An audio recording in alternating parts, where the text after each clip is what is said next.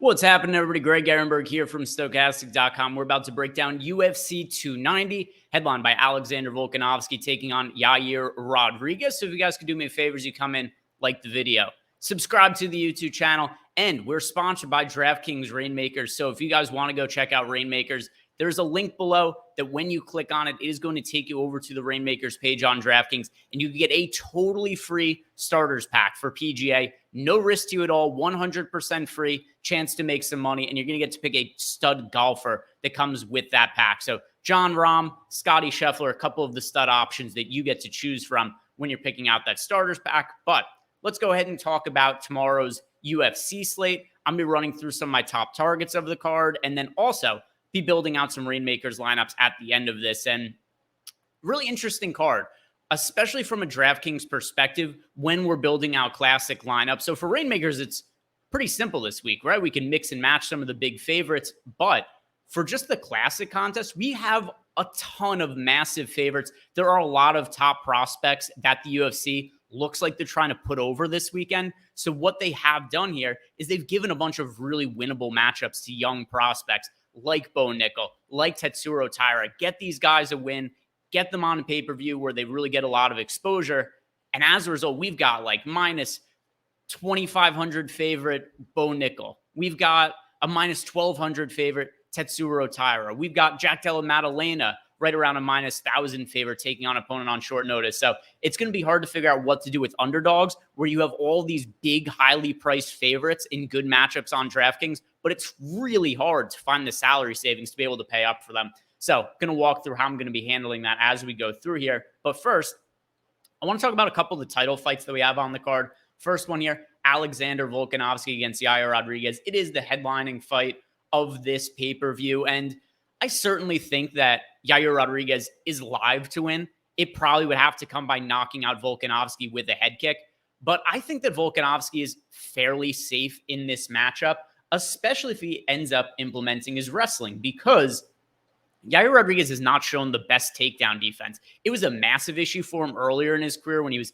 up and coming through the ranks, and if you guys remember when he was stopped by Frankie Edgar quite a few years ago now, but was really dominated on the ground in that fight, and we haven't seen him fight too many wrestling-type fighters or fighters that could implement a wrestling-based game plan.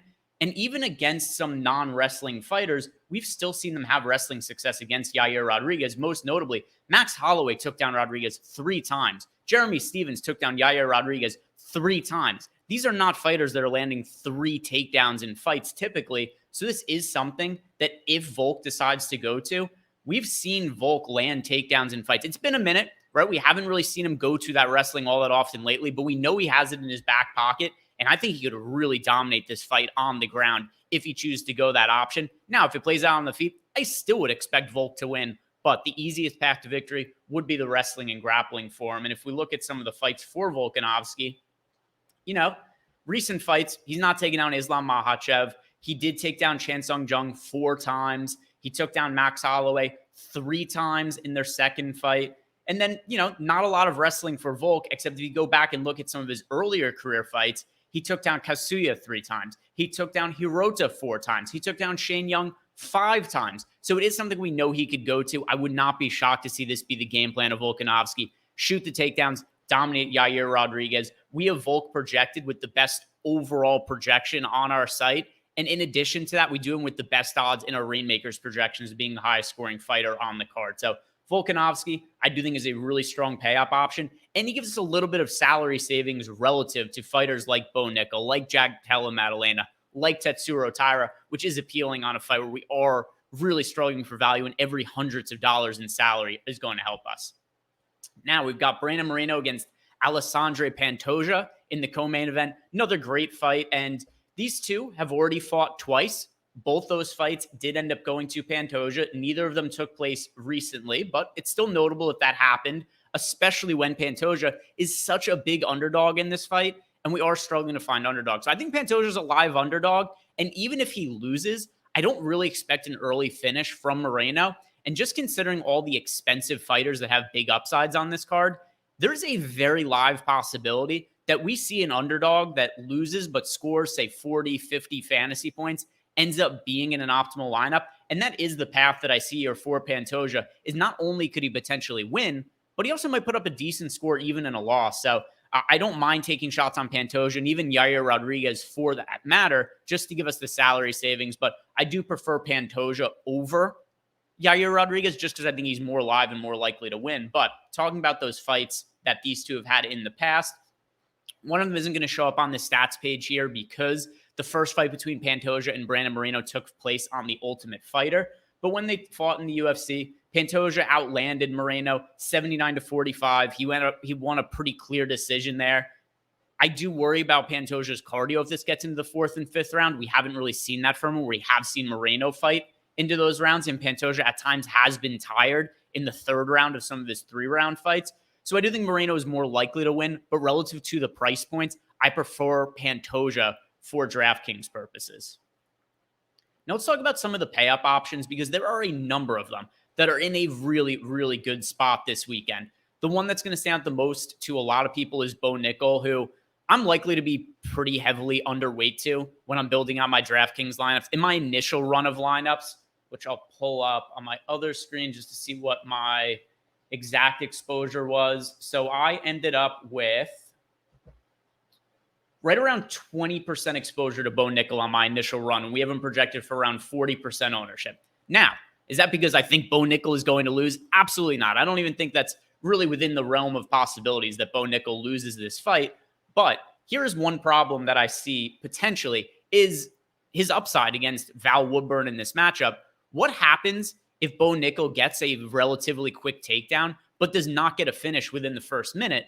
This could be a scenario where Bo Nickal gets like a takedown, 3 or 4 significant strikes, a submission, scores right around 100 fantasy points with some of the control time. And that could be it for his fantasy scoring. I think he's really reliant on a 60-second win to get that quick win bonus over on DraftKings. If he doesn't get it, I think it's going to be tough for him to pay off his salary, especially relative to all these other high-end pay-up options. If Volk wins and Bo Nickal also wins, I think Volk outscores him more often than not, just based on the fact that he's 5 rounds to work with, and Bo Nickal might just win with so little resistance that he doesn't score super well on DraftKings. So Bo Nickal, great play for Rainmakers. He's basically a free win and probably a free first-round finish. But I do think there are fighters on this card that have higher upsides because Bo Nickal is so reliant on that quick finish bonus. So probably a hot take here, but fighters like Bo Nickal, Jack Della Maddalena, Tetsuro Taira, great plays for Rainmakers,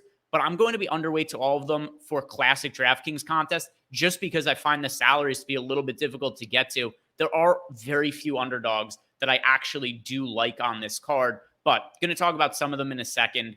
One of them that does stand out to me is Camuela Kirk against Esteban Ribovitz.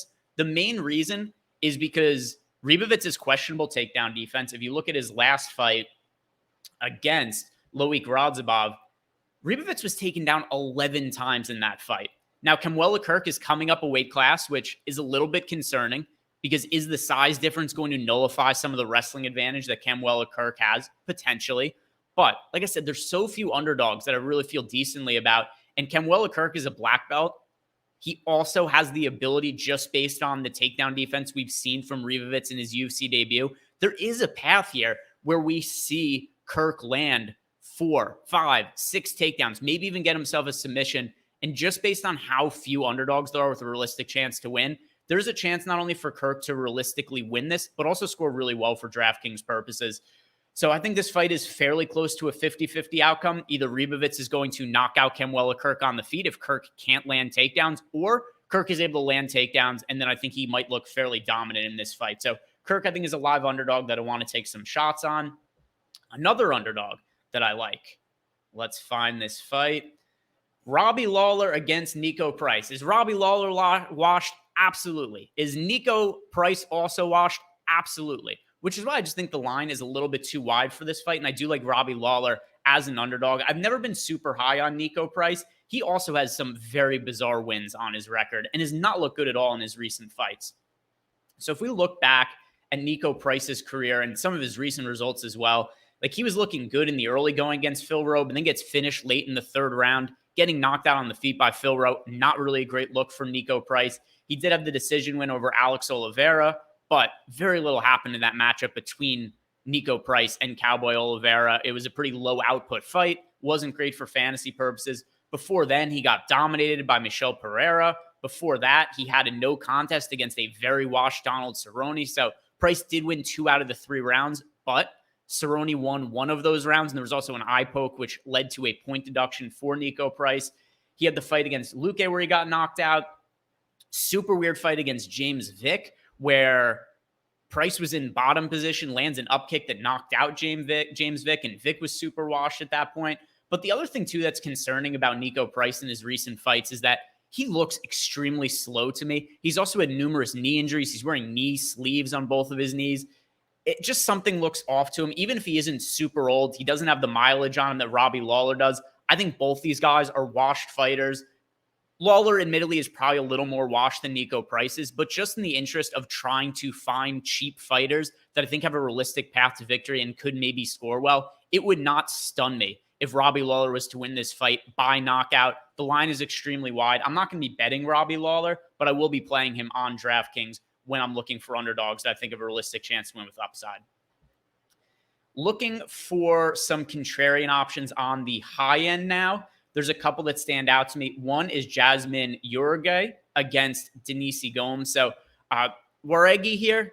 And by the way, I'm still not exactly totally positive how to pronounce her name. I've heard some people say Waregi. I've seen some people say Uruguay.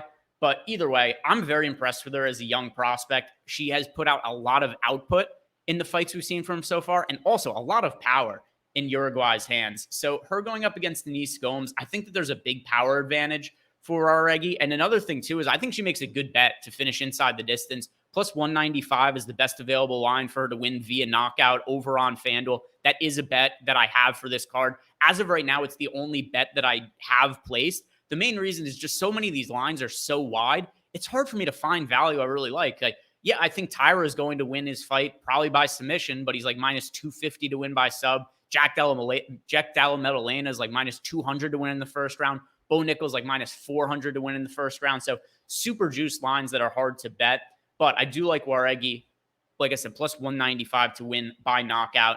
If I have any additional bets, I'll throw them into our chalkboard channel, which is free to check out. There's a link for that below. But Waregi by knockout, we've seen her so far land 6.35 significant strikes per minute. She landed a couple knockdowns against Estela Nunes in her last fight and ended up getting her out of there in the second round. I think a lot of people are going to be gravitating towards the Tyras, the Bo Nickals of the world. So give me some salary savings, and I'll take a little bit of a chance here on Waregi, not only to bet to win by knockout, but also as a contrarian pay-up option on DraftKings. The same thing goes for Robert Whittaker. I know a lot of people are on Dricus du Plessis in this matchup. There has been some line movement towards du Plessis over the course of the week. Not a significant amount, but a little bit. And I am not on that same page at all. I think du Plessis is terrible. A lot of his fights are extremely, extremely weird, kind of like what I was talking about with Nico Price before. Because you look at this run that du Plessis has had in the UFC. And by the way, just based on the results, he does deserve a fight against Robert Whittaker. And if he does get past Robert Whittaker, he's deserving of a title shot. I just don't think that is going to happen.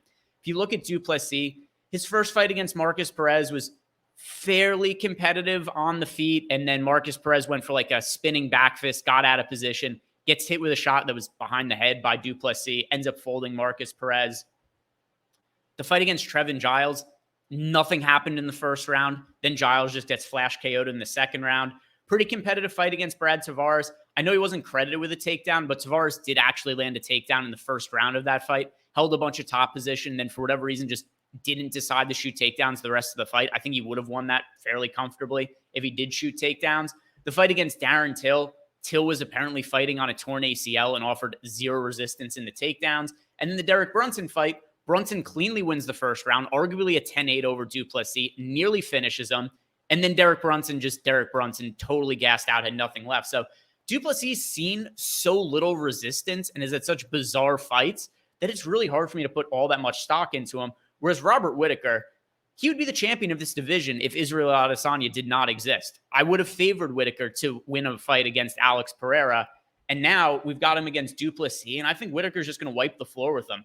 He's got really good striking differential here, lands 4.48 significant strikes per minute, absorbs 3.26. So much better striking defense for Robert Whittaker. 61% compared to 53% for Duplessis. But the other thing to note here as well, Whittaker has fought infinitely more difficult competition than Duplessis. So the line right now is right around minus 375. I expect Whittaker to win. I expect Whittaker to finish Duplessis as well. So I think he's somebody else that we could look at as a little bit of a contrarian play for DraftKings purposes.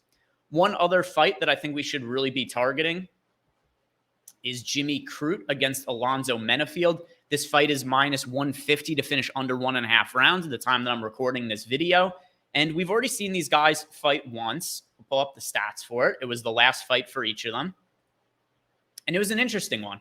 They were actually, ironically enough, on the undercard of Volkanovski's last fight against Islam Makhachev. And in the first round of that fight, it was a 10-8 round for Alonzo Menifield. He knocks down Jimmy Crute, nearly finishes him. He also had a knockdown in the second round over Jimmy Crute. But still, Crute was able to rally, and I think arguably you can make a case that he won the first or the second round of that fight. It was really weird because Menifield landed the knockdowns, but still, Jimmy Crute was able to land takedowns, held a lot of control time. 4 out of 5 takedowns in the first round of their first fight, 2.5 minutes of control time, 1.5 minutes of control time in the second round of that fight, and then also landed a takedown. So ultimately, this fight ended up being a majority draw, and I think it's a very close fight, but one that I do think should finish inside the distance more often than not. If Crute wins, he's able to land takedowns, potentially submits Alonzo Menifield. If Menifield wins, it's probably a first or second round knockout. And just given, once again, I hate to harp on just the same point and sound like a broken record, but there are very few underdogs to like on this card. So when we have a mid-range fight that's fairly likely to finish inside the distance and score well for the winner, it becomes a really high priority fight to give us salary savings and a high score that we're not very likely to get from any other spot. So Alonzo Menifield against Jimmy Crute. I lean a little bit towards the Menifield side. I'm usually more in favor of the wrestler grapplers in these matchups, but Jimmy Crute got hurt so bad multiple times in that first fight, and I don't really think all that much is going to change. I do think more often than not, Menifield does knock out Jimmy Crute in this matchup, but worth playing both sides in GPPs for sure. One other fight that I want to highlight. Where is it? Here we go.